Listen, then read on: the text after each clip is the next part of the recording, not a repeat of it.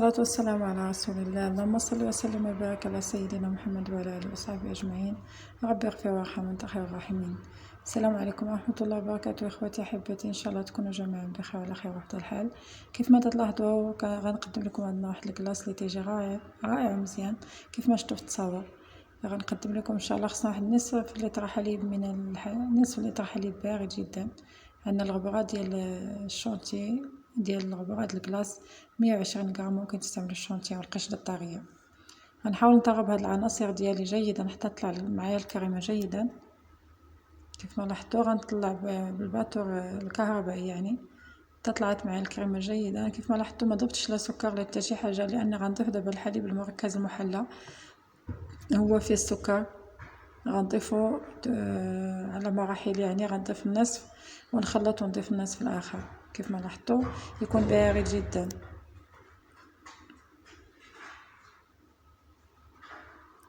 نضيف النصف ونخلط جيدا ثم نضيف النصف الاخر. العناصر اللي تنطربوا بها واللي تنخدموا بها تكون بارده، لان الحراره ديال المطبخ تكون سخونه. واخا تكون الحال بارده تكون المطبخ الحراره ديال المطبخ تكون بارده سخونه عفوا. غنحاول نقسم في هاد لي بول ديالي هاد الجبابن. جبت 3 جبابن باش نقسم فيهم الكريمه ديالي او الكلاص ديالي. ممكن تضيفوا ديروا البواطات، ممكن ديروا بواطات الكلاص اللي عندكم. ممكن تستعملوا اي حاجه اللي تدخل الفريزر يعني المجمد. انا قسمته على 3. غنحاول ناخذ البول الاولى او الجبانيه الاولى غنضيف فيها واحد بيمو ديال فلوت او بيمو بحال هذا بحال السيجار بحال اي بيمو. ممكن تغيروا فرتوه قطع صغيره جدا، 2 بيمويات، يعني 4 القطع ديال الفلوت، يعني جوج بيمويات كل واحد فيه جوج اصابع من الحبات. يعني فرتو قطع صغيره، خلط بسباتولا وغنغطيه بابي فيلم وغندخلو للمجمد. بالنسبه للكلاص الثاني غنحتاجو فيه واحد دانية شوكولا، وغنحتاجو فيه هذا هو الكلاص الثاني. غنحتاجو فيه دانية شوكولا يكون بارد كذلك تماما، ملعقه كبيره ديال الفيرميسيل شوكولاته نوار، وملعقه كبيره ديال الكاكاو المر او الكاكاو الحلو. غنحاول نخلطهم جيدا مع الكلاص ديالنا الثاني بسباتولا كذلك وبمهل حتى تندمج العناصر جيدا. وغنغطيه كذلك ببابي فيلم وغنديه للثلاجه يعني الفريغو طبعا.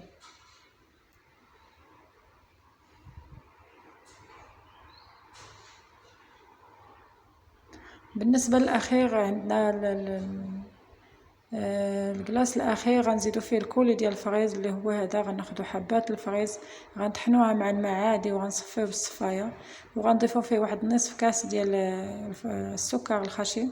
غنخليوه فوق النار حتى يعقد معنا شويه وصافي. هذاك هو الكولي ديال الفريز. غنخليوه يبرد تماما باش ما ينزلش لنا الكريمه. غنضيفوه على الكلاص ونخلطوه بسباتولا. وغنحتاجو كذلك واحد حبات ديال الاكبيل باش نزوقو في الاخير، ولا شوكولاته على حسب الذوق ديالكم.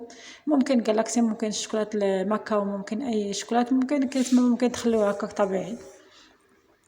هنا كيف ما لاحظتوا بعد ما ضفت الكولي ديال الفريز ما عطانيش اللون المناسب. غنحاول نضيف واحد القطرات ديال الملون الغذائي الاحمر.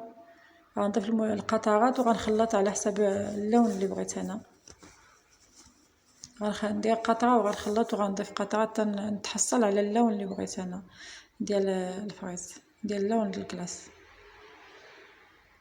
تنخلط بمهل وتنحاول على الكريمه باش ما نزلهاش، لان الحراره كانت سخونه هنايا فاش تنصايب في المطبخ. بعد ما تحصلت على اللون المناسب غنحك عليه الحبات ديال الاقبال الشوكولا. كيف ما لاحظتوا حتى صباعي لونتهم باللون الغذائي الاحمر. غنحاول نحك في هاد الحبات ديال الاقبال. هذا اختياري، ممكن تستعملوا اي شوكولاته تحبوا. نحكها بالحكاكه رقيقه طبعا باش تخرج رقيقه. وغنحاول كذلك نخلطها بسباتولا وغنغطيها وغنديها حتى هي المجمد. وطبعا خص ضروري 24 ساعه باش انه يجمدوا، ولا اكثر من 24 ساعه على حسب الثلاجه اللي عندكم وعلى حسب المجمد ديالكم.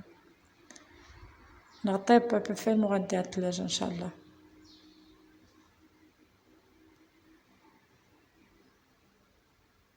هنا طبعا ملي يجمد معنا العصير عفوا الكلاص ديالنا ملي يجمد جبت واحد جوج كؤوس يكونوا باردين، انا ما درتهمش باردين تماما، ممكن ديروهم يكونوا باردين في الثلاجه الكؤوس باش غتقدموا الكلاص ديالكم.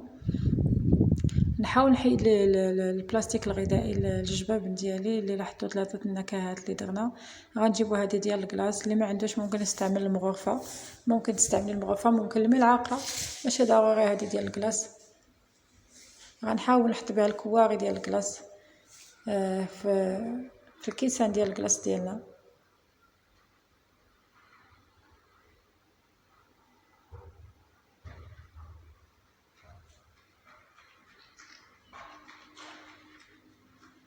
هاد الاله اللي ما عندوش ماشي ضروريه، لاني تلاحظها ماشي عمليه اكثر، هي تلصق فيها الكلاص، باش خصك تعاود تغسلها، خصك تعاود تستعملها، وقت ما استعملتها خصك تغسلها عاد تعاود تهز بها الكلاص.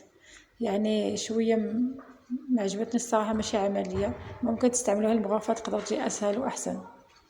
بعد ما حطيت الكره البيضاء حطيت الكره ديال الشوكولاته، غنحط عاوتاني الكره ديال الفريز. نتوما كيف ما تلاحظوا حطيت 3 الكواغي ديال هاد النكهات اللي عندنا. غنحاول نزوقو كيف ما قلت لكم سابقا بفيرميسيل ملون.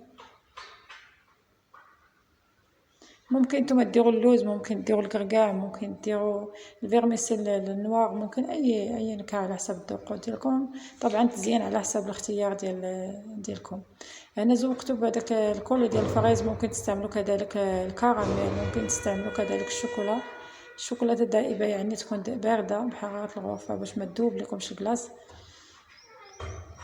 وغتشوفوا الشكل ديالو. غنخليكم ان شاء الله مع الصور ديال الكلاص ديالنا ان شاء الله، وان شاء الله يتمنى لنا اعجابكم اللي تيجي روعه. وكيف ما قلت لكم الصور ما توضحش الكلاص، تيجي رائع ما شاء الله، لا قوه الا بالله. نتوما تجربوا غتحكموا طبعا. ولا طبعا الاعجابكم طبعا ما تنساوش اللايك والاشتراك في القناه، وخليت لكم راحه وان شاء الله مشاهده طيبه ان شاء الله، وبصحة وراحة وفي أمان الله. ونخليكم مع الصور. سبحانك اللهم وبحمدك، أشهد أن لا إله إلا أنت، أستغفرك وأتوب إليك. في أمان الله. استودعكم الله الذي لا تضيع ودائعه. إلى اللقاء.